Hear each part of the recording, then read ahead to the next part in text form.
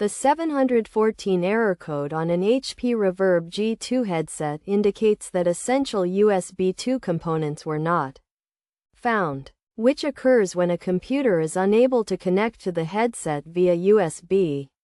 This error is often caused by outdated headset drivers or outdated USB drivers. To resolve the issue, it is necessary to check the headset's drivers by attaching it to a PC, opening the Device Manager, and navigating to the Mixed Reality Devices section. From there, locate the HP Reverb Virtual Reality Headset G2. Right-click on it, select Properties, and click on Drivers to check the version.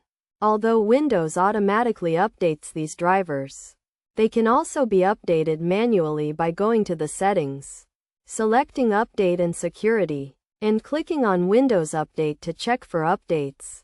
Alternatively, the latest firmware can be downloaded and installed from the manufacturer's website using the Windows X installation process. Additionally, checking the USB drivers is also crucial, which can be done by opening the Device Manager, expanding the Universal Serial Bus Controllers option, right-clicking on the Intel Extensible Host Controller, and clicking Update Driver.